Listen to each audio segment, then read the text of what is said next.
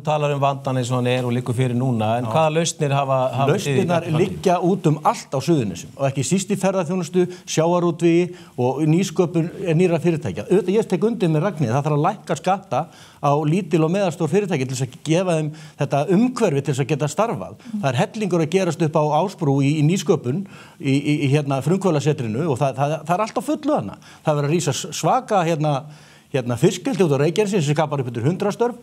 Það verður enginn talað Bláa lónið sem einhver vinsælasta ferðamannastaður í heiminum og hefur verið talið sem einn af 10 athyglisverðustu stöðum í heimi. Þeir eru að fara að stækka hjá þessu aðstöðuna. Það skapar hellingsstörf. Þeir eru að hugsa að fara að byggja hótel sem skapar 200 störf. Það svo mikið í gangi þarna. Það sem vantar kannski samstaða allra til þess að vinna að þessu.